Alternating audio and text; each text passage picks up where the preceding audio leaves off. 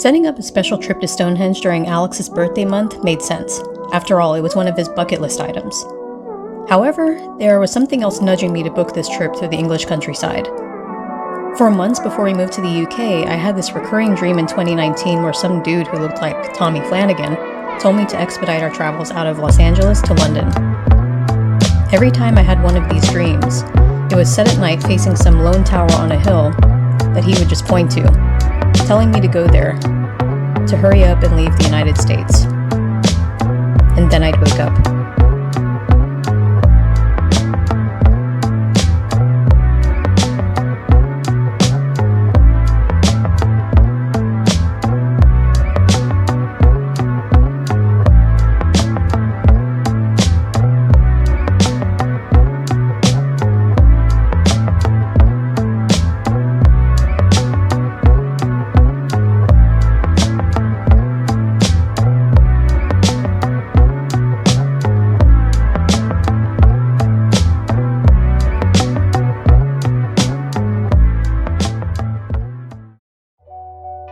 Just out of curiosity, I started Googling Tower on a Hill in the UK to see if I could match the dreamscape for my mind's eye, and spotted Glastonbury tour. So to make good on the advice from the mysterious Sons of Anarchy meets Merlin-esque man in the dream, Glastonbury just had to happen. I thought about how none of us knew at the time that a pandemic was about to ravage the world when these dreams started in October 2019, and yeah, the US at the present time here in August 2020 isn't handling it very well. I didn't know what to expect on this trip through southern England, but we did follow a dream.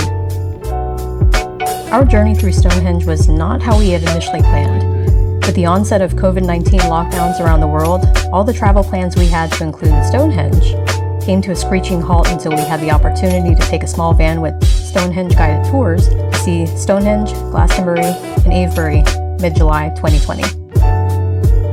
We had a private tour set up with Nicholas, a walking lexicon of regional history, and began the day at 7 a.m. and made our way to Stonehenge, about a 2-hour, 145-kilometer drive from our home in East London. Alex, our 2 kiddos, and I had no real idea what to expect, but the lasting effects of this day will surely remain with us for a lifetime. Our morning began with a visit to Durrington Walls and Woodhenge, the 4,500-year-old home of the Stonehenge Builders Village, which sets a scene for Stonehenge itself, which slowly revealed itself to us just a few kilometers over the horizon.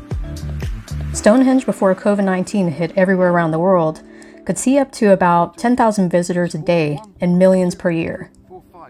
This morning around 9:20 a.m., however, was a meager line of maybe 20 people looking to confirm their tickets. Considering the safety of social distancing and my general ennui around large groups of people, I wasn't one to complain. Passing Bronze Age burial mounds and then making our way in an empty bus from the visitor center down Stonehenge Avenue, we arrived at this ancient wonder of the world completely alone. You know those surreal moments in your life where you ask yourself if you're just aware in a lucid dream or questioning your current reality? Yeah. Being alone with my family at Stonehenge was one of those moments. Taking roughly 1,500 years to build, Stonehenge's foundations began in 5000 BCE, and the first phase of the tongue and groove construction began around 3000 BCE and is known as the most complex stone circle in the world. We complete our morning at Stonehenge with a leisurely walk around the stone circle and visitor center. Our guide Nicholas brings to life this enigmatic, ancient, and mysterious monument. After we took pictures and soaked in the gorgeous summer morning around Stonehenge, we made our way to the bus where Alex made an interesting discovery. He removed around 6 spiders dancing on my head from my hair as our bus made its way back to the visitor center. Aside from the spiders magically appearing in thin air and having a fabulous little orgy on top of my melon, Stonehenge gave us a sense of wonder, peace, and was an amazing start to the day. Alex checked off a top bucket list item during his birthday month, and we were on our way to Glastonbury.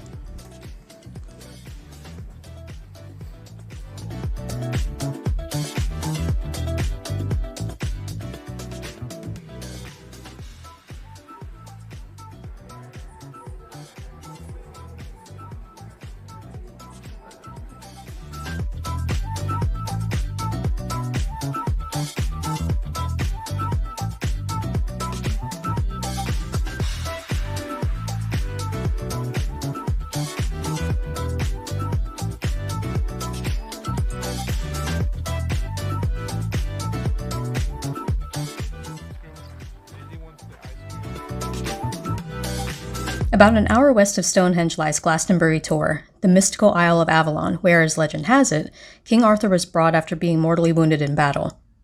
But this stop on the itinerary was no accident. If you watched the Los Angeles episode of Arrivals and Departures, I mentioned how we left LA just as the travel bans were starting. Our move to the UK happened this past March, and while we had the option to move this summer, we took the earlier move date. And we did so at the right time. Thanks, Merlin, Tommy Flanagan, cool druid dude, whoever you are. Before this day trip, I spoke with one of my spiritual buddies, Tony, who also happens to be an Iraq War veteran who is also based in Ramadi. He went through this bizarre, scary health crisis years ago and emerged from it combining physical therapy and spiritual healing for others. I vaguely mentioned the dream of a tower on a hill in a phone call days before the trip, and he told me that this whole journey was connected to ancestral healing and personal trauma healing. And when I arrive at the tower, to go to the northeast corner and stand alone for at least 15 seconds, and I'll see a message or sign. I had no real expectations of anything special happening, but if any of that was going to happen, then cool. I followed Tony's advice, stood in the northeast corner, but a lot of people were passing by and I couldn't easily focus. I then turned toward the corner of the building, looking at the walls, and spotted something. I'm not sure if I should say what happened, but it was both slightly spooky and spot on for a question I wanted an answer to. I definitely want to go back at night, though. After our brief hike up the Tor, we walked through High Street, where I bought a new tarot deck, and then to Glastonbury Abbey, King Arthur and Lady Guinevere's burial site. But the spookiness doesn't end with Glastonbury. Oh wait, there's more. On to Avebury Henge.